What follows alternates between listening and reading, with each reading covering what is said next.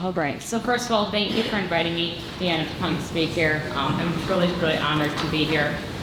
So my role, I work at a company called Clarios, and I just want to share a little bit of my journey and how I lead my team with a servant's heart. So first, I put this up here. My job is I'm a sales and marketing leader. We're the world's largest company that makes car batteries. You may think I do not look like the person who would normally have this job. You can probably imagine what that person looks like. I'm female, I'm a mom, I'm way younger, and I definitely lead with a servant's heart and lead with my heart and empathy and a lot of emotion. And so I can tell you, as I've been in my career, I've been with the company almost 14 years, I am not the norm, and this has been kind of my journey to realize I'm okay who I am, and I don't need to conform to what the norm is. So, how did I get here? My slide looks like it shifted down, so that says, how did I get here? So my roots. I grew up, I'm Waukesha, local. I went to Madison. I'm not an engineer, I'm a marketing person. But I'd say the one thing for me is hard work was instilled in me from day one. My dad's an electrician. We worked 7 days a week, 12 hours a day at Harley-Davidson. So we had an awesome life growing up. That's all I knew was hard work. My mom stayed home, she cut the grass, she did plumbing, you name it, she did it. So that's all I did growing up, was hard work was number one. My dad told me 3 things every day when I went to school. He's like, work hard, be good, and don't talk too much in class. I did 2 of the 3. Opposite of Dave, I'm an extreme extrovert. I could be friends with a wall. I need to be around people. So, my values. And this is really kind of what I've grown myself to. Be honest. I don't have a poker face. This has actually gotten me in trouble in meetings where people say something and I kind of have to look on my face. So that's the coaching I've received, is kind of keep it in. Be humble. Again, nothing is beneath me. I lead a pretty large team, and my team, there's times where I step up and I do things that are definitely not in my job description, but again, it was instilled for me from a young age to be humble and do whatever it takes. Be generous. Faith is a really important part of my life.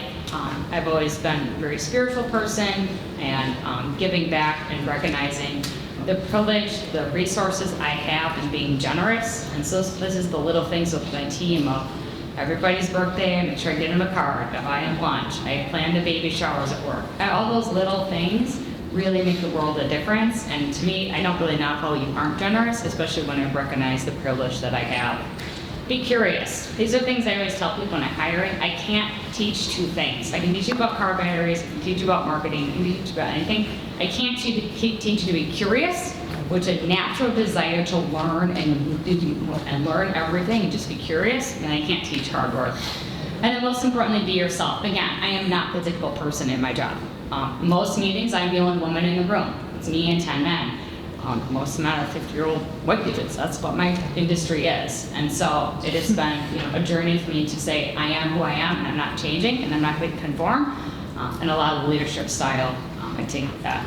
My career path, so how did I get here? I lead, I'm part of a $5 billion part of our business. I lead marketing and sales. How did I get here? I said yes to pretty much every opportunity that came. I said yes to jobs I honestly didn't know I could do, but I said, you know what? I'll figure it out, I'll work hard. I've always been very open and honest about what I want to do in my career, and very, very focused and intentional in my conversations. So anytime I'm meeting with somebody in a leadership role, whether they're my boss, my boss's boss, the head of HR, you name it, I'm very intentional in saying, this is where I want to be, and putting a little onus on them. How are you going to help me get there? And then lastly, where am I today? So I lead a team of 17 people. I am a mentor to many women and men actually in the organization and in the Milwaukee community and in my automotive industry in general. And most importantly, I'm an advocate for my team. That is one of the most critical things I see. So I'd like to share an aha moment in my servant leadership journey.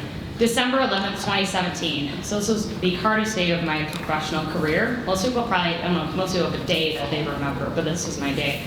I was running our largest accounts in the company, and my customer came into our office, their CEO came into our office, it was Monday, 8 a.m., and I thought, okay, that was kind of weird, but whatever. They have a private jet, they can show up whenever they want. F-like commercial economy bathroom. And so they show up to the office and they say, okay, you know, Rebecca, we're here to tell you that we've decided to give our business to a different supplier. And it was actually one of our other customers. So imagine this is kind of complicated. So at that time, I was leading a team of 17 people. I'd been in my job a little over a year, and I kept my composure in the meeting. My customer left, and my boss's boss immediately said to me, "It's okay, Rebecca, you'll be fine, you'll have a job." I cried, and you can imagine I saw car batteries. Tears aren't very normal there. And I said, it's not about me, it's the team of 17 people I'm responsible for. I'm responsible for their paychecks, and I'm responsible for the kids to go to college. This is my role as a leader. Is my job leading this team is to make those 17 people that are under my, guidance, ownership. That is my job. It's not about me. And that was, my boss kind of looked at me like, yeah, but you're good. I'm like, again, it's not about me. I don't care where I end up. I'll find some place, I'll end up on my feet. But it really was about those 17 people. And that was my aha moment where I realized I had taken an approach to leadership, not at all about myself, but really about my people. So how do I lead? So that's up there. So first, my team model. We have two team models. One is get stuff done, and the other is it's only car batteries. It really is important to keep a perspective. It's not that important what we do. It's not brain surgery. There's people who have far more important things to do. And I really want to make sure people keep that in mind so they don't get too stressed, right? My goal as a leader is to keep the team motivated, not stressed, and make sure that they keep the necessary perspective. Be authentic. Be who you are. I'm unapologetically me. Some people like that, some people don't, but that's the way I go through life. Be open and honest in my communication. I work at a pretty large company. We're about a $10 billion company. And you can imagine there's a lot of decisions that are made by leaders that sometimes I agree with, sometimes I don't. And I'm pretty open with my team in those communications when I have to deliver a message. Because really, the only way I can build trust with my team is being open and honest in that communication. Listen. My meetings are back to back to back many days, and sometimes I look at my calendar and I think this is ridiculous. But when someone on my team says, and I have 7 direct reports, a team of 17, they say, hey Rebecca, I need to talk to you. I say, absolutely, give me a call, and I tell that person who ran the meeting, I will be 5 minutes late because I need to talk to the person on my team. It doesn't matter if I'm in an airport, where it is, if it's on a weekend, I take their phone call. It does not matter. That is my #1 priority. Self-awareness. I know what I don't know. Okay, marketing is my background, and sometimes it's very technical things. I've got fantastic people on my team. I'm the first to say, I don't know, but you know who does know? Troy. Troy's amazing. Troy actually graduated from MSO8. He's on my team. He's awesome. And so that is, as a leader, sometimes with leaders, you can tell they're just making it up, or they're not humble enough to say, I don't know. And I'm the first to recognize what I don't know and really rely on experts in my team. So this is one thing I'm really big on, is creating what we call like a psychological safe space of sharing. So making an environment where my team and organization around you feel safe to speak up. This comes really important from an ethics perspective too, right? In order to make sure we're having ethical business practices and people aren't doing anything to cut corners and do things that are unethical, you need to have a space where people feel safe to speak up. And that comes with the open and honest communication. It's being transparent, it's being authentic and genuine, it's creating this psychological safe space. Empathy. I know my team. I know their spouses' names, I know their kids, I know their dogs, I know where they live. I know everything about them, and I think that is a really important thing, is to know what they're going through. Last year was the hardest year for my team. I had one woman go through breast cancer. Many surgeries for that. I had another woman on my team, lost her husband. He had a 1-year battle with a brain tumor.